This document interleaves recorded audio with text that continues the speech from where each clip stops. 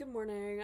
Today we are going to be talking about Boeing, the Alaska Airlines situation, and just a little bit more about the kind of circumstances that have caused this and what I think will really change it. And we have special guest star Carmel Macchiato. Maki, say hi. He doesn't like the camera. I think he's a little camera shy. But pretty much, as you guys know, a plane, I think a brand new 737 MAX 9 flew out of Portland Airport. A door busted clean out of it. Thankfully, nobody was sitting there, so there wasn't any injuries. But the NSTB is now doing a bunch of investigations and looking into stuff and trying to figure out what actually caused this. And this is my prediction, and maybe it'll age well or poorly, depending on the future, as most predictions do. But from my online sleuthing, which should have no weight to you, I don't know shit about anything, I just like to talk about stuff, I can 100% for certain tell you that my belief of the situation is that Boeing has terrible QA. Anybody who's worked at Boeing can tell you that. Any person in r/aviation maintenance can tell you that.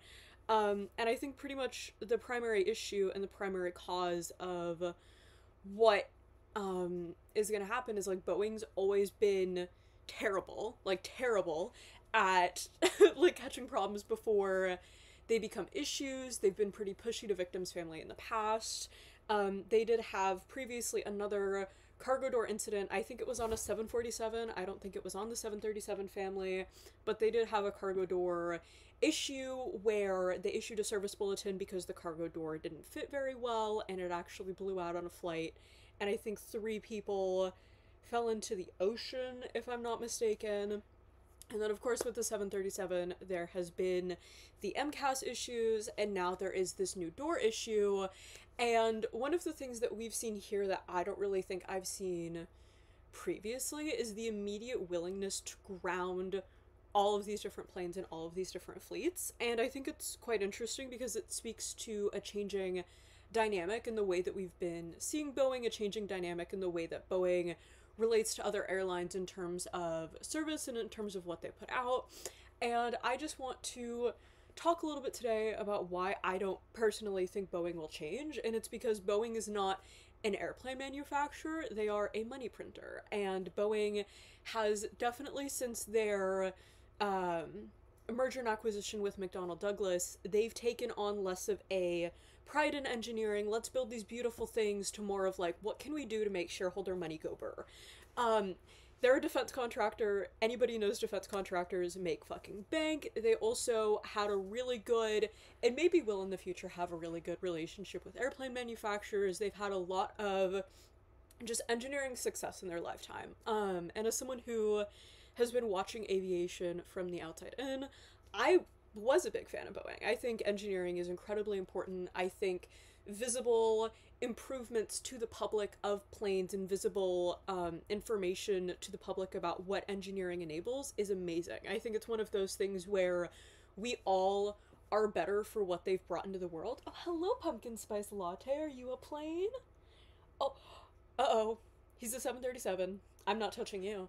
So, like, I do genuinely believe that visibility of innovation is one of the best things that we can do for science and one of the best things that we can do for engineering. And I think Boeing has honestly played a really big part in that, at least for me. Like, I loved plane watching with my ex. He is an aviation photographer, and we used to go and plane watch all of the time. And I used to just sit there and watch and just, oh, please no hole on the camera.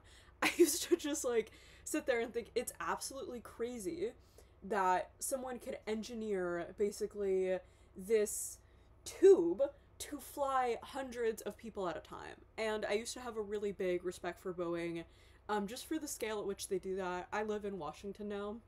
I'm about 2-ish hours away from the Boeing factory, and whenever I go through Seattle, I'm always like, oh my gosh, it's Boeing, that's so cool, let's, like, think about it. But I think the changing sentiment of the media, and especially the changing sentiment directly of the FAA, who grounded the MAX 9 immediately, which they didn't do with the original MAX accident. They kind of waited, China did it, and then the FAA did it, and they were like, okay, that's fine. So there is, I believe, a changing tide to people losing trust in Boeing. And this is my, like, thoughts from someone who's in all of these aviation subreddits. This will not surprise anybody in r/Boeing. This will not surprise anybody in r/aviation maintenance, and a lot of people in those subreddits who are aviation mechanics will say, like, that door just busted, like, clean off. Like, it was a bolt thing. There is no damage around the door. It was poorly installed. It was poor QA. And I believe that too. I think there's not necessarily, like, the sort of catastrophic frame damage that you would typically see if it was like a pressurization issue. I think it was just like some mistake that ended up popping that door out. And I will say, I'm someone who works in the startup industry. Most of my videos are about tech. My backup plan is become an aviation mechanic. And I have researched, I have done my due diligence. I know that I have to go to an accredited school, take an FAA exam, and then get my A&P. But most of you, or maybe not most of you, some of you will be surprised to know that to work at Boeing, you actually don't even need an A&P, which is considered to be like the license that you get to take to carriers or to take to places and to prove that you know how to work on airplanes. Like, Boeing doesn't even really require that. They'll say, like, oh, come to our training program, and then go through, and then boom, you're good to work on planes. And I think part of that is they are scaling up production. They are trying to get all of these 737 Maxes done, but a lot of, albeit third-party sources from people at Boeing are saying, like, this company sucks. Like, it's all about shareholder value. It's not really about engineering. It's not really about innovation. It's just pretty much like, how many planes can we ship?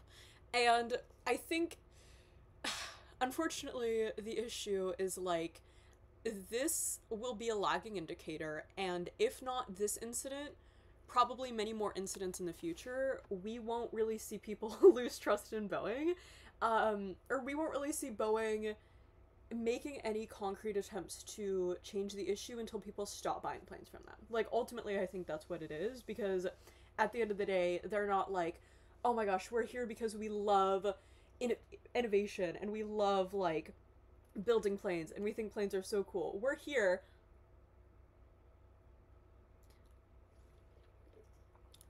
because we want to make money, right?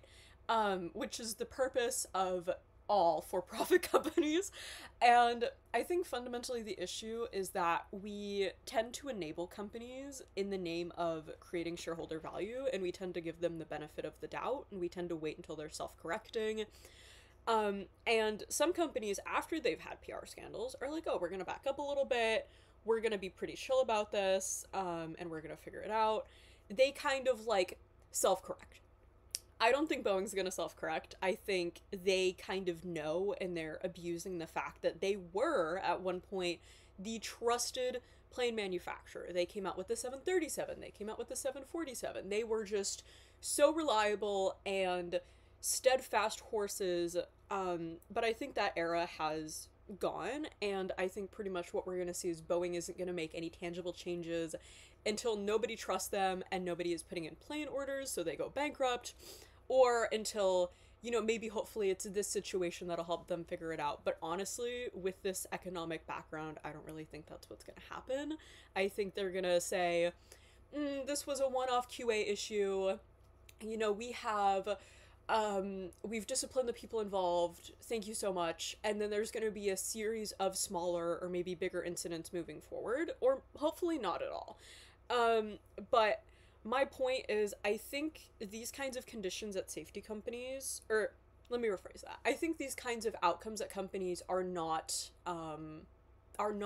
surprising to anybody who pays attention, because pretty much in our current economy and in our current just general system of engineering innovation, there is not incentive to make sure things are safe before releasing them. There is an incentive to release them and to push stuff out and to go pretty much as hard as possible. And I think we're seeing this with a lot of different self-driving cars, and we're seeing this with a lot of different generative AI technology that comes out. We're just seeing a lot of parallels between, this is a piece of pretty much like an engineering artifact And we're not really gonna take the time to figure it out and make sure that we know how it works and make sure we, think that it's safe to go out at scale. We're just gonna put it out at scale, and then I just realized that mouse was in the middle of my face. I'm very sorry. We're not gonna wait until we know the effects at scale. We're gonna let scale tell us what the effects are.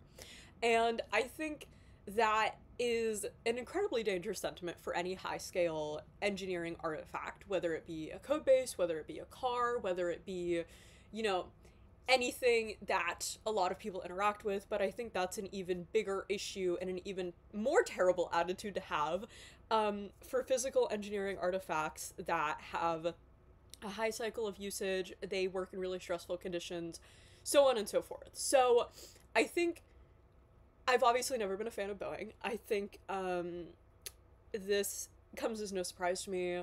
I hope that if my startup fails, they'll still let me take a job there, even though I talk mad shit about them on the internet. But I think realistically, if we keep on seeing all of these companies have these issues where they put stuff out and it scales and it fucks up, and a lot of companies do that, maybe we should be thinking about, like, well, what are the contexts of the companies involved? Why are there not more incentives away from this? And I think the underlying issue that just won't be solved is companies don't take safety seriously until it affects their bottom line, a la Cruise dragging the pedestrian body throughout the streets of San Francisco and hiding that from the DMV. And our current system, even with the NSTB, who I personally believe is amazing, the FAA, who, it's the FAA, like, do with that what you will. I feel like these are very strong governing bodies that have more power than most other governing bodies for tech or for, other things. But even then, like, if we're asking ourselves why do these things keep on happening over and over again with all these companies, it's because we don't have like a culture in the United States of corporations respecting safety until it becomes like a massive fine for them. And we've also seen now that companies just treat these fines as the price to shareholder value and not something to actively avoid. And they'll just pay billions in lawsuits, or they'll just pay, whatever amount it takes to get people to shut the fuck up so they can go back to doing whatever they want to do. And I just think that's pretty dangerous. And, I'm not going to give you my ramble about innovation and tech and, like, how VC funding misaligns technology and what we should actually be spending money on. But I will say, just to me, Boeing is unfortunately just a cog in the greater system of, if hurting people doesn't cost us money, why do we care? If QA issues don't get caught, why do we care? There's no shareholder value in pride in your work. There's no shareholder value in building things that are very long and not very long, but are very well built and so on. I'm sorry, I'm having an autism moment because the ring lights are super bright and I can't really focus, but I also want to be illuminated, so I apologize for missaying stuff. But long story short, I think Boeing is just like one symptom of a greater issue where we don't have the world that we used to have, and we don't have companies that build stuff for engineering perfection like we used to. And I don't think our regulatory system has caught up with that, pretty much, and it's resulted in these repeated issues, which I think are more visible in the transportation sector than any other sector, where it's pretty much like, release it, if it doesn't kill anybody, you're good. If it does kill somebody, do a little PR tour and, say you're sorry until you can move forward. But I feel like if there are no lasting consequences, this will keep happening because we're enabling Boeing at this point, honestly. And until airlines stop paying money for their stupid fucking planes, like, nothing is gonna happen, or unless the FAA, like, grounds all of their shit, like, for a long time, which I also don't think will happen.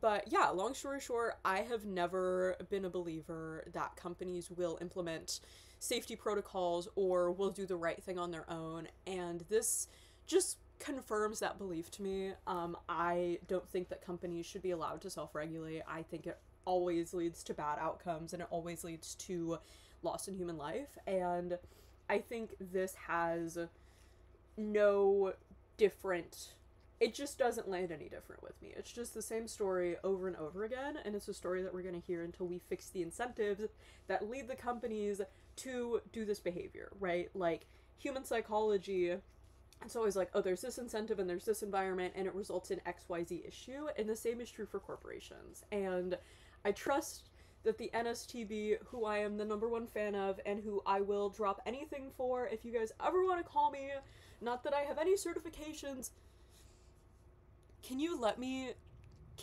make coin for us? Can you let me beg the NSTB to hire me? Okay. Obviously, my child is deeply ungrateful for me. But I think the NSTB will do an amazing job. They're going to put out a report and it's going to say there's QA issues. They're maybe going to throw a little bit of shade at Boeing. They're maybe going to be like, get your shit together. But, like, tangibly, I think Boeing is going to be as Boeing does until people just stop ordering planes from them, until the FAA says, because of these issues, you're not getting this government contract. Like, until there's tangible monetary recourse, we will never be free. We will never be free. So that is my ramble. I have previously made a video about self-driving cars, automation, aviation, a lot of the accidents that involved those. In one of the sections, I do make a mention about how I do not trust companies to... May I have you move, my love? Thank you. I made a section in that video about how I don't trust companies to self-regulate. I don't trust them to test their own AI systems. And that would be a pertinent rewatch if you haven't already seen it, but it's pretty much just the same thing where I'm just angrier. But that's about it. Airbus, I hope you're having a great day. I hope you woke up to breakfast in bed, and I don't know how France is, but I hope it's sunny and beautiful, and just know that you're my favorite child. And Boeing, I'm so... Okay, now this is gonna get to be the chaotic, unbridled part of the video, because I feel like I've made my points, and now I just want to have anger. Like, imagine being Boeing and fucking it up this badly. Like, imagine being one of the most respected engineering institutions, known as a place for talent to go to thrive, beloved by employees, beloved by airlines, beloved by the United States, shown off as a pinnacle of, like, the jewels of US capitalism around the world. Like, they had it going. They had it. They were so clutch. They were so fucking good. They did the 737. They did the 747. They tried to do the 787, and then they were like, we didn't really want to do it. And then Airbus came out with the A380, and Boeing was like, maybe we'll do a little partnership. And then they were like, JK. And now, so Airbus has the biggest, I think, jet buy capacity on the market right now. Like, Boeing is just catching L's left and fucking right. And honestly, they kind of deserve it, because if your executives of an airplane company do not understand how important continued safety is to an airplane company, like, you have failed the first rule of airplane companies, right? Like, the whole point of a commercial airplane is that people want to feel safe, and they don't want to feel like they're gonna get in an airplane that's gonna, like, blow up, pretty much, right? Like, nobody wants that. And so the only thing you really have to do as an airplane company is, #1, build cool shit, #2, make sure it does not cause problems. And they haven't done either of those. And so why are they here? Why are they here? Boeing, like, I don't know. I'm just like, you ungrateful. Like, ungrateful, annoying, rude, disgusting. My crops, dead. My yield, terrible. The water stream, polluted. Like, I just don't, like, obviously I understand the process of shareholder wants more value, you cut, like, costs in, like, XYZ area, and then shareholder wants more value, and so you cut more costs, and all of these things are lagging indicators, and then eventually they all really come to pass at you, and you are confronted with them and you see them, and you have to ask yourself, as an executive, as the board, is this the kind of company that we want to be? Like, you have to directly stare at your company performance and your company metrics, and you have to take those into consideration with the outcome of the events of which you basically, like, allowed, right? Like, you have to look at the implications of your actions all of the time if you want to be a good executive. And I think the most disappointing part of this is, like, the Max thing happened. And I would have loved a good comeback story. I would have loved it if the CEO of Boeing, Mr. Chucklefuck or whatever his name is, was like, guys, listen, we hear you. We really fucked this up. Like, we did this, this, and this. Like, this is a real honest apology. Like, I'm so sorry. I want to get Boeing back to the engineering culture that it once had. And I want to do XYZ. And they could have taken it as a PRL, but also as an underdog moment, right? They're kind of, like, spatting with Airbus. They're kind of, like, there was something that happened with, like, Bombardier or Embraer that involved them or something. Maybe I'm misremembering. But they just could have taken that as fuel on the Boeing versus Airbus story, and they could have turned around and they could have gone back to what they were pre-McDonnell Douglas, and they could have been, once again, a pinnacle of American innovation in aviation. Like, it would have been not that hard for them. Like, they literally just had to not fuck up anything more and to put out a cool plane, or to, like, do something that would have, like, made the American public happy. And then their PR people could have spun it, and they could have said, like, this is a great day for innovation, like, we did this, like, we faced some struggles as a company, but we're here now, shock value, swing, you know, like, it was just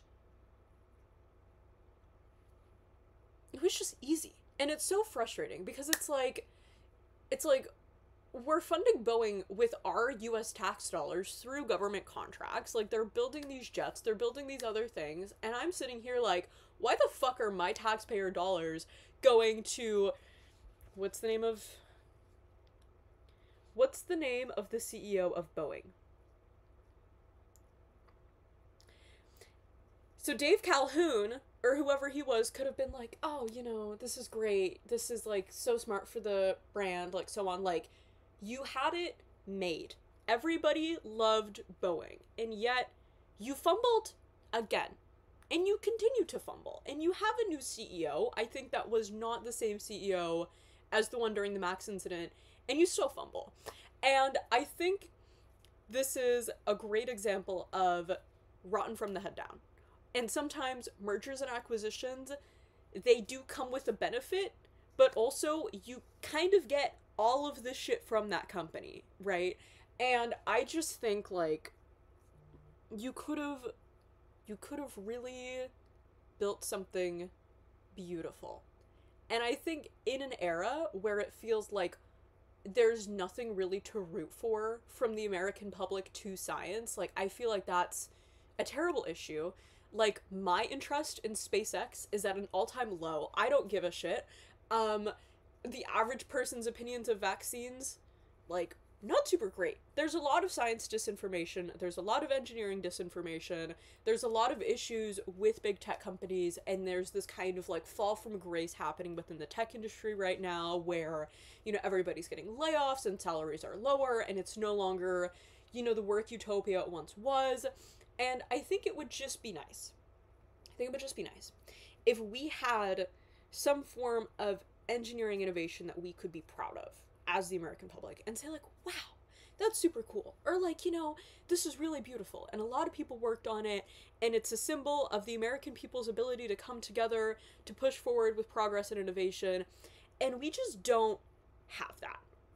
And that sucks. Like, that's where I'm really gonna end this, is, like, I used to have so much faith in these companies to build cool stuff, and I don't really have that faith anymore, because I'm always like, are you guys gonna do the right thing? Are you gonna, like, fuck this up? Like, you know, I just feel like I'm always waiting for the rug on these brand new engineering artifacts to, like, have the rug pulled out from under me, because nobody does their fucking research.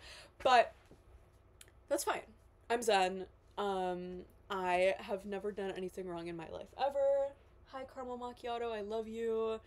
But, like, I don't know. I'm just sad. I just wish that I had a company that I could believe in. And I say that knowing OpenAI exists, but honestly, like, for me, I'm not really a big OpenAI stan. I think it's cool, but I don't think it's, like, so revolutionary that it really requires, like, my stanage. Like, it's cool. It's not for me. Driverless cars, cool, not for me. Like, we just need engineering products to believe in. And we need engineering companies who are willing to do the cool shit again.